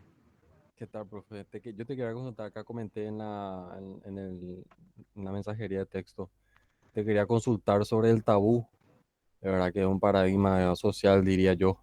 Sí, ¿qué pensás al respecto, verdad? Yo creo que se ve ya en países vecinos, incluso que la discusión sobre temas fuertes, sociales, está abierta, ¿verdad? O sea, hay plataformas para Ujú. debatir, discutir Y es como que nuestra idiosincrasia nos dice que eso es algo malo, ¿verdad? Que tocar ciertos temas está mal, que incomoda, que molesta, que lastima. Y creo que es algo muy característico nuestro, ¿verdad? Muchas veces se ve como que es casi está mal visto aquella persona que habla demasiado, que usa lenguaje técnico o que quiere demostrar que sabe, por ejemplo, ¿verdad? Entonces, quería consultarte tu opinión al respecto del tabú en Paraguay. Si es que acaso existe o consideras No, que no, no. no, bueno, no tengo muy clara tu pregunta, pero es algo así como qué función cumplen los tabú, ¿verdad? Y justamente esto de los ídolas son los tabú, esto que hablaba Francis Bacon hace más de 500 años. Eh, los tabús se utilizan para mantener los paradigmas y las visiones de las cosas, ¿verdad? Por supuesto que en algunos casos son necesarios, ¿verdad? Hay un tabú que es, por ejemplo, con respecto al rechazo ¿cómo se llama esto esto que tienen, quieren tener relaciones con sus primos o parientes? ¿Cómo se le llama? Eso tiene un nombre. Incesto. Incesto, ¿verdad? Bueno, el incesto, por ejemplo, es un tabú, pero es correcto, ¿verdad? Incluso la ciencia ha demostrado que el incesto es perjudicial para la evolución de la especie porque produce una menor diversidad genética y bueno, con el tiempo puede producir que los hijos salgan con defectos físicos, psicológicos. Además crea una serie de problemas para las relaciones, ¿verdad? Y es un tabú presente en casi todas las religiones y con justa razón, ¿verdad? Es un tabú necesario para que nuestra especie sobreviva. Pero de repente hay tabú en otras cuestiones, que no se quiere hablar sobre ciertos temas y, y donde sí es necesario abrir el debate, ¿verdad? Que nosotros hablemos sobre ciertos temas no quiere decir que se vaya a adoptar lo que dice la gente contraria a lo que actualmente se acepta, ¿verdad? Eh, y la democracia nos tiene que dar la oportunidad de hablar sobre temas, discutir ciertas cuestiones, ¿verdad? Por ejemplo, no sé, hace 30 años era un tabú el divorcio, no, ni de casualidad había que hablar. Pero en los años, bueno, más de 30 años, estamos hablando de 40 años más o menos, pero en los años 90, a pesar que había mucha oposición en la sociedad, se terminó discutiendo, se llevó al Parlamento la cuestión, salió una ley, hubo marcha en contra, muchos se opusieron, pero se terminó aprobando y bueno, no tuvo el impacto que tuvo en otros países, ¿verdad? En Estados Unidos, por ejemplo, el divorcio es algo que ya tiene mucho tiempo de vigencia, ¿verdad? Y que tenía que ver incluso con sus religiones y con otras cuestiones, pero que ha hecho mella en la sociedad porque hay demasiados padres divorciados, hay una gran cantidad de familias destrozadas, de chicos que no crecen con sus padres por causa de los divorcios, y esos porcentajes tan altos de Estados Unidos no se han reproducido en Paraguay, ¿verdad? Hay muchos divorcios, tal vez hay más en el campo, digo, en la ciudad que en el campo, en ciertas capas sociales, pero el porcentaje no es tan alto, ¿verdad? Y más bien ha ayudado la ley del divorcio a dar cierta protección a las mujeres que anteriormente eran amenazadas de que, bueno, si te separas de mí, te voy a demandar, te voy a quitar tus hijos, te voy a dejar en la calle, ¿verdad? Entonces, ese, por ejemplo, era un tabú del cual se habló y se logró hacer un cambio, ¿verdad? A pesar que hasta hoy mucha gente está en contra del divorcio, bueno, hay otra gente que quiere que siga existiendo. De hecho, ahí tiene que ver también la cuestión religiosa, pero las iglesias no están en contra de la separación, sí del divorcio. O sea, la mayoría de las iglesias aceptan que las parejas se separen. El problema está en que la mayoría no acepta que se vuelvan a casar los separados. Ahí estaba la discusión del divorcio, que terminaron ganando los que aprobaron esa ley. No me acuerdo si fue en el 94 o 93, en esa época más o menos, luego de la constitución del 92. Y sí hay tabúes en otras cuestiones, ¿verdad? Hay cuestiones que yo creo que tenemos que estar dispuestos a discutir. No importa que después no haya ningún cambio, a lo mejor vamos a discutir, nos informamos bien, decimos, bueno, las cosas van a seguir como están hasta ahora porque discutimos y no nos convencieron lo que creían lo contrario. La única cosa, y esto justamente habla Popper, Thomas Kuhn se había enfrentado mucho a Popper porque Popper decía que la ciencia evoluciona, que da pequeños saltos, que a veces retrocede, pero que no hay grandes revoluciones científicas. Pero sin embargo, Popper tenía bastante razón al hablar de esta cuestión de los tabúes, ¿verdad? Y de las discusiones de la democracia. Él decía, planteaba la cuestión de si tenemos que permitir a los partidos fascistas o nazis. Porque los partidos fascistas o nazis tienen la intención de destruir la democracia. O sea, ellos quieren ganar elecciones o tomar el poder para que ya no haya democracia. Y se instaló toda esta discusión y en algunos países como en Alemania se llegó a la conclusión de que lo único que no tiene que estar permitido en democracia es lo que destruye la democracia. Por eso, incluso en Alemania no se puede vender los libros de Hitler. No se puede hacer apología al nacionalsocialismo, no se puede promover las fotos y qué sé yo, las imágenes de Hitler, cosa que en otros países sí están permitidas, ¿verdad? Pero ahí no. Y bueno, y con el tiempo parece que están ganando, están teniendo la razón quienes dijeron eso. Lo único que tenemos que prohibir en la democracia, pues lo único que no tenemos que discutir es sobre que esté permitido el fascismo. Imagínense un partido fascista en Paraguay que ponga a un militar o a un tipo, a un militar o a alguien muy fuerte y que su intención sea instalar una dictadura y que ya no exista la democracia. Obviamente los demócratas estaríamos en contra de eso. Nosotros queremos tener una república y bueno, lo que teníamos Gastrones no era una república, era un gobierno de un líder único. La república implicaría participación de la gente y ahí nadie participaba. La última palabra siempre la tenía Stroessner, era el juez supremo, él era el que hacía las leyes o el que aprobaba o le decía hagan la ley de tal forma. De hecho, cuando eso el Parlamento creo que se reunía unos días al año, más no era todo el año como ahora. Y por supuesto, el Ejecutivo, incluso él ponía y sacaba a los intendentes, los gobernadores, todo, ¿verdad? Entonces eso no era una república. Y bueno, creo que respondí, ya me fui de mambo con la pregunta. No sé si tienen otra pregunta o consulta más. Nos quedan todavía 6 minutos. Sobre la visión, los paradigmas, por supuesto. Ay, yo me estaba olvidando. Voy a ver si por acá tengo un enlace porque este miércoles y jueves va a haber un Congreso Nacional de Educación que va a ser gratuito, se llama Congreso Nacional de Educación Superior. Acá voy a poner en los mensajes.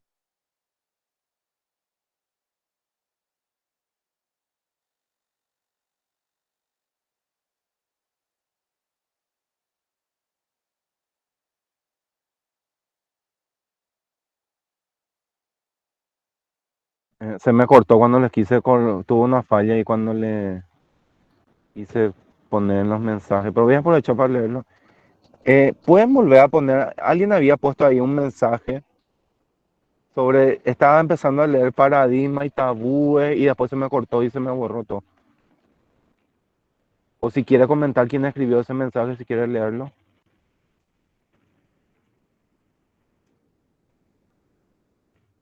Profe, yo tengo una consulta Sí, con respecto, adelante.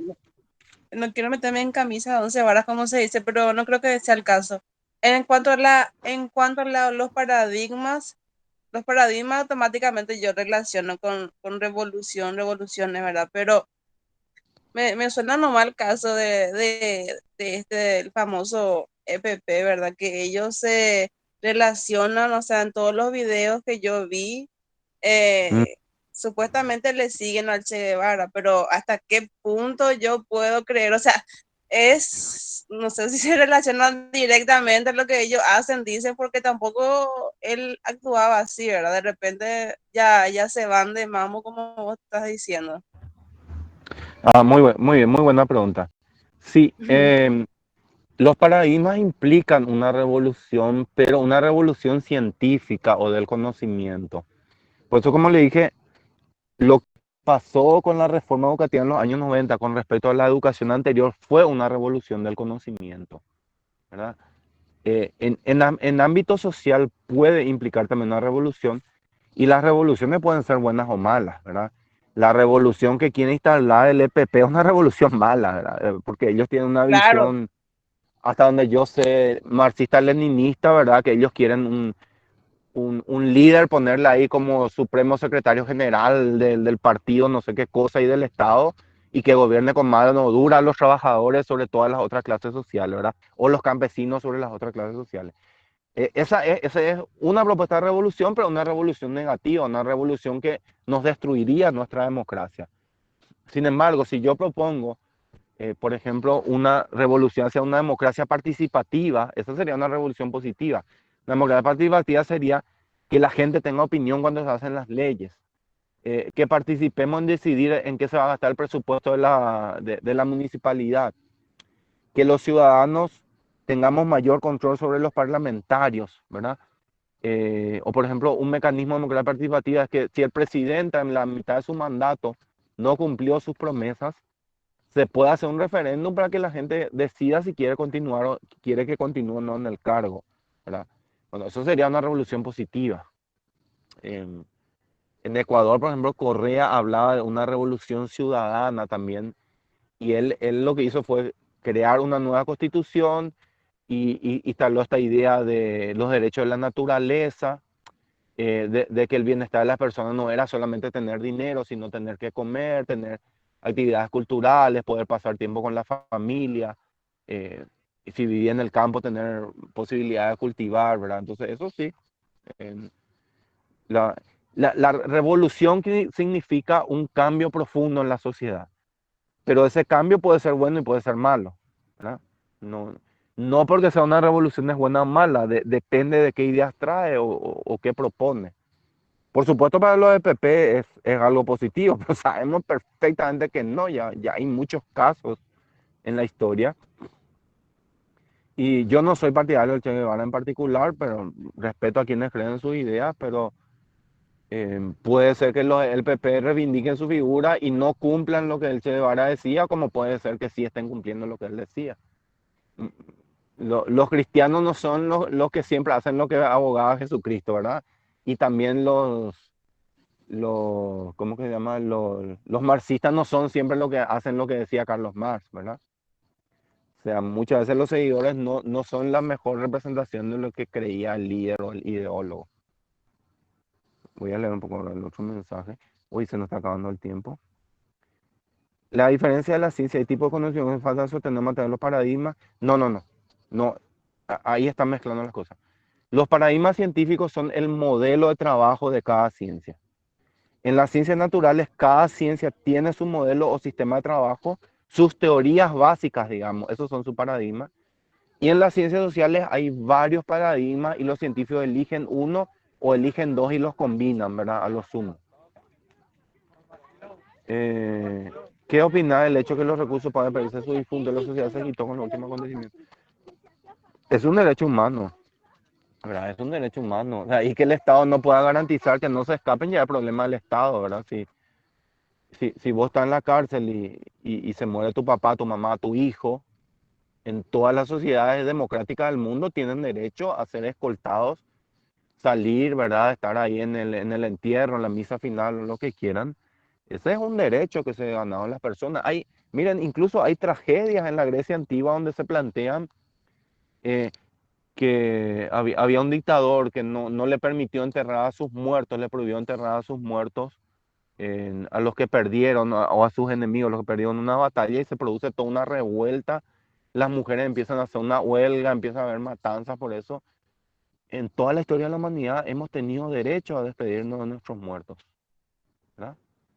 Ahora, si el Estado quiere ponerse a discutir eso, está mal. Lo que hay que discutir es qué nivel de seguridad van a tener, ¿verdad? O sea, que se haya discutido su muerto quiere decir que van a ir los guardias con él, que le van a estar controlando, que no porque salga se va a poner a hacer campaña política o proselitismo, ¿verdad? Incluso esa despedida de los muertos puede ser que esté prohibida a la prensa o que solo sea para los familiares, pero ¿por qué alguien no va a poder despedirse o pasar por el duelo? ¿Saben? El duelo es algo terrible. El duelo es algo muy necesario. ¿Por qué creen que los que tienen sus familiares desaparecidos le siguen buscando a sus muertos? ¿Verdad? porque algo no se cierra, si uno no hace el duelo no se cierra. En Argentina, en Paraguay, hay mucha gente que en la dictadura murieron, sus familiares, nunca se encontró el cuerpo y esa gente no duerme tranquila, ¿verdad? Yo no sé qué discusión se dio al Paraguay, escuché nomás que hubo un preso, una presa, creo que fue esta Carmen Villalba que no está muy bien de la cabeza, tenemos que admitirlo, ¿verdad? Que dice cosas muy disparatadas que no tienen sentido, pero yo no sé por qué se va a discutir, no sé si esa fue la discusión también, en mi opinión, tienen que tener derecho a ver a sus muertos, ¿verdad? Profe, Sí. una cosa es que tenga derecho a salir con toda la seguridad pertinente a despedir a su difunto. Otra cosa es que el Estado permita semejante barbaridad de estar metiendo un cajón dentro del penal a última hora sin los, Sí, la garantía. s- sin haber planeado, sin los permisos, simplemente decir que sí porque un, un recluso estaba amenazando de amotinamiento, o sea, no, es Sí, diferente. claro, pero Estamos hablando de claro, derechos humanos, entiendo. pero hay que ver el contexto, ¿verdad? El contexto acá de lo que sucedió, nada que ver. No, Bueno, no yo es no conozco el contexto, yo le estoy hablando porque no seguí el caso, de hecho, muchas noticias ya no tengo tiempo de seguirlas. Pero bueno, ahí hay un fracaso del Estado. Obviamente, cuando se muere un difunto, ya tiene que haber un mecanismo para que para que cualquier preso participe en el duelo, en la despedida o lo que sea. Si quieren optar por el mecanismo de meter el cajón, tienen que tener una sala de velatorio, no es que tienen que meter en cualquier parte nomás en la cárcel, y ya tiene que estar todo previsto para que el juez o el fiscal haga el permiso correspondiente, porque ustedes saben que cuando alguien muere en Paraguay, 24, 48 horas y máximo ya se le entierra, no es como en otros países que se espera un poco más. Entonces tiene que estar el mecanismo instalado, ¿verdad? Y acá, por lo que vos me estás contando, digo, yo no conozco mucho el caso, lo que parece que el Estado fracasó, ¿verdad? Porque no estaba previsto cómo se iba a hacer si sucedía, ¿verdad? Y obviamente que se van a morir los parientes de los presos, ¿verdad? Y ya tiene que haber un sistema. No se puede improvisar así sobre la hora. Bueno, eso nomás, no sé si es un tema que nos interesa tanto, pero bueno, para tener idea que es lo de los paradigmas. Y acá está lo de Juan Pablo, lo quiero mencionar también. Hay tipos de conocimientos que se van a sostener. Bueno, las religiones y las culturas sí adhieren, pero no son paradigmas científicos siempre a los que ellos adhieren, sino son paradigmas sobre las costumbres, sobre la forma de interpretar la vida, paradigmas sobre la creación de la vida y la tierra. Y sí, y las religiones adhieren a ciertos paradigmas, pero también van cambiando, ¿verdad? La tierra, ya le dije, el catolicismo antes decía que la tierra estaba quieta, ahora sí dice. Miren que Galileo por si mueve fue lo que dijo cuando le iban a condenar a muerte, ¿verdad? Y sin embargo se mueve, es la traducción en latín, ¿verdad? Y ahora sí la iglesia acepta que la tierra gira alrededor del sol y que está en movimiento. Bueno, el sol también está en movimiento, pero de otra manera. Y hay varios tipos de movimientos de los astros. También antes se creía en el creacionismo, hoy en día ya la iglesia no sostiene el creacionismo, sino algún tipo de creacionismo evolucionista o un evolucionismo, o hay algunos en la iglesia que creen en la inteligencia creadora, ¿verdad? Que dicen hay un Dios que crea la tierra y le da los principios de vida y de evolución. Bueno, las religiones cambian de paradigmas también, no todas se mantienen siempre con... Pero eso, digamos, son más bien paradigmas de conocimiento o de creación. Lo que a nosotros más nos interesa son los paradigmas científicos, ¿verdad? O sea, los modelos para interpretar la realidad. Y como le dije, en educación están los modelos o las escuelas pedagógicas. Y ustedes van a estudiarla y probablemente lo van a decir, a mí me gusta más la pedagogía socioconstructivista, a mí me gusta más la humanista, o yo adhiero a la pedagogía, hay una que se llama, algunos le dicen ambiental y otros le dicen ecológica, eh, pero no es precisamente que habla de la protección de las especies, también tienen en cuenta, lo que dice es que a los niños hay que educarlos según su medio ambiente, es decir, en qué comunidad viven, cómo se comportan sus padres, qué empleo se tiene en la ciudad, qué costumbres hay. Bueno, ese es el paradigma ambiental. Después hay un paradigma humanista, hay otro paradigma de la escuela nueva, que algunos ya conocen también. Y bueno, eso básicamente. Ya para ir concluyendo, aquí yo les puse un enlace para inscribirse al Congreso. Es gratuito, así que creo que les va a interesar si tienen tiempo de participar del 2 y 3 de noviembre. La apertura va a estar a cargo del doctor Francisco Jiménez, que es mi tutor aquí en Granada y va a hablar sobre la educación para la paz. Después van a haber varias ponencias sobre actualidad educativa, ¿verdad? Investigaciones que se hicieron sobre, creo que hay uno sobre aplazos, sobre extensión universitaria, sobre las revistas de educación también. Hay varios temas que se van a tocar. Y bueno, tenemos una tarea pendiente, los videos. Bueno, yo dejé ahí 3 videos, tienen que entrar a YouTube y comentar. Si ustedes no quieren que se vea su nombre, bueno, pueden crear una cuenta ahí y poner algún nombre ficticio, un apodo, ¿verdad? Yo le diría que dejen con su cuenta porque tenemos que, como estamos en educación, tenemos que también aprender a publicar, a comentar lo que otros compañeros dicen de ellos. Pero si no quieren, lo pueden hacer anónimo, no hay problema. Y cuando comentan los 3 videos, ahí en la tarea le ponen entregado y ya está. Yo voy a entrar a ver si es que tienen el mínimo número de palabras y si son comentarios que valen, ¿verdad? No tienen que proceder. Qué lindo el video, profesor. Ay, cómo me gusta. Ay, qué buen trabajo. Bueno, eso no es lo que me interesa. Lo que me interesa es que pongan, que hagan una síntesis, que pongan su opinión o que hagan una crítica inclusive. Acá dice cuando un paradigma tiene varias interpretaciones, por eso la dificultad en llegar a un punto de equilibrio debido a la diversidad de opiniones. En algunos casos una opinión se vuelve fanático. Sí, eso pasa mucho en las ciencias sociales, tiene razón Juan. En las ciencias naturales no hay mayor discusión, ¿verdad? Decimos, así funciona la química y de esa manera funciona, ¿verdad? Hasta dentro de mucho tiempo no van a haber cambios. O así funciona la virología, así se comportan los virus, esta es la forma de transmisión. Eso es un paradigma que se está manteniendo hace mucho tiempo. Pero en ciencias sociales sí, así exactamente como dice Juan Carlos, hay discusiones y lastimosamente a veces llega al fanatismo. Y yo creo que el único fanatismo que deberíamos tener es a favor de la verdad. Inclusive la razón es el mayor instrumento que tenemos para llegar a la verdad.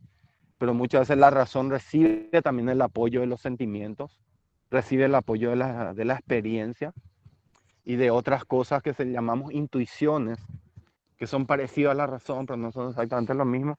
Yo creo que, no sé, el único fanatismo podría ser a la verdad o a la bondad, ¿verdad? Otro fanatismo ya, no sé, tenemos que estar dispuestos a poner en duda nuestras cuestiones, nuestras creencias, ¿verdad? Porque el día de mañana podemos reafirmar nuestra creencia o podemos cambiarlas parcialmente o podemos cambiarlas totalmente.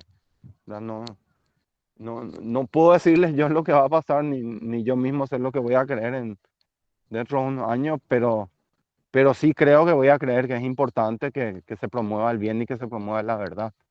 Y que hay que ir descubriendo cómo hacerlo, ¿verdad? Eso es lo importante. Bueno, otra pregunta. Voy a dejar una tarea con respecto a esta lección, pero van a tener más tiempo para hacerlo, por lo menos 2 semanas. Es un foro donde ustedes pueden poner, va a decir ahí en las indicaciones. Ese foro sí va a ser interno, va a estar solo en nuestra plataforma, donde tienen que poner primero una opinión básica sobre los paradigmas, cómo lo interpretan, cómo se puede aplicar, y después comentar lo que diga algún compañero. ¿Sí? Va a tener 2 pasos. O sea, va a haber, la primera fecha límite va a ser para que pongan su comentario, y después va a haber una segunda fecha límite que va a ser para que comenten a sus compañeros, lo que puso cualquier compañero que ustedes elijan. Profe. ¿Me están escuchando bien todavía? Ah, sí, me escuchan. Sí. Profe, con respecto a la tarea de los videos que dijiste que marquen como Sí. entregado, o sea, si la tarea es comentar el video, ¿qué es lo que tenemos que marcar como entregado? ¿Qué tenemos que poner? No, y en la plataforma pues hay un botón que vos le apretás Sí, cuando... agregar, pero ¿y qué agrego? No agregas nada, así en blanco nomás. Ah, Le podés poner la palabra ahí, entregado, le escribí, o ya comenté los 3 videos y ya. Yo voy a ver las respuestas en YouTube, voy a revisar, no Pero voy a no, revisar en la no, plataforma. no se puede hacer eso, profe. Hay que entregar sí o sí algún documento. No sé. Voy a revisar cómo está la configuración de esa tarea, pero no siempre es necesario entregar un documento. Se puede marcar nomás. Creo que no da la posibilidad de eso, pero Sí, porque yo ya hice con otros cursos. agregar entrega No nomás sé. dice. Y da solamente la opción de enviar un archivo, no da la opción de escribir. No te da el Ah, cuadro. bueno, sí. Voy a cambiar, entonces está en la configuración básica. Entonces tengo que entrar y cambiar y le voy a poner la opción de escribir. Y Ok, solamente van a poner ahí, comenté los 3 o los 3 listos. sí. Solo eso. Está, Para profe, que no gracias. tengan que hacer trabajo doble. Te digo, no me di cuenta más que estaba así configurado como vos estás contando ahora. Profe, Sí. sí, con relación a la tarea, el último que era entregar un documento, un doc. Ajá. ¿Cuál tarea? Espera que te digo, profe, creo que es la última que tuvimos, entregar el documento. Ciencia, sobre ciencia, multi-inter y transdisciplinaridad. Es decir, yo hice, profe, y no sé si se pasó el minuto ya y no, da como que no entregué, figura como que no entregué. Yo entregué, incluso hice el screen de lo que entregué y vi el resultado también, pero da como que no entregué. Está como que no Pero entregué. cuando atrás está tu archivo, ahí aparece el archivo en la página. No sé, ¿verdad? Pero que sí que yo bajé, revisé mi resultado y vi todo mi resultado y ese screen lo que yo tengo del resultado. Ah, y mandame nomás un email y vamos a revisar el caso. A veces se corta unos segundos la señal justo cuando apretas el botón de entregar, entonces no se queda guardado. Ese era un Eso cuestionario, ya. mamá compañera.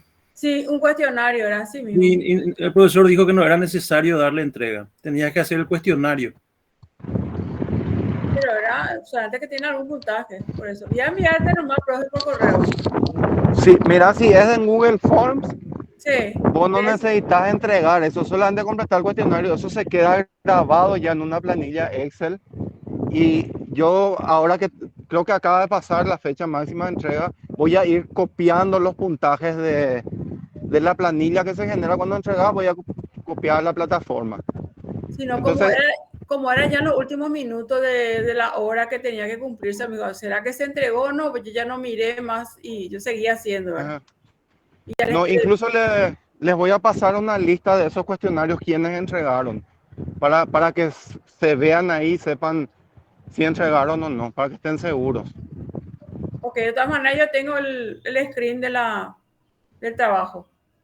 Ah, sí, eso es para tu seguridad nomás, pero como te digo, voy a revisar todo y les voy a pasar una lista por si alguien tiene una duda de si se grabó o no, porque lo único que podría pasar es que no se grabe, porque si entregan, les salen los mensajes ahí de que se Porque entregó.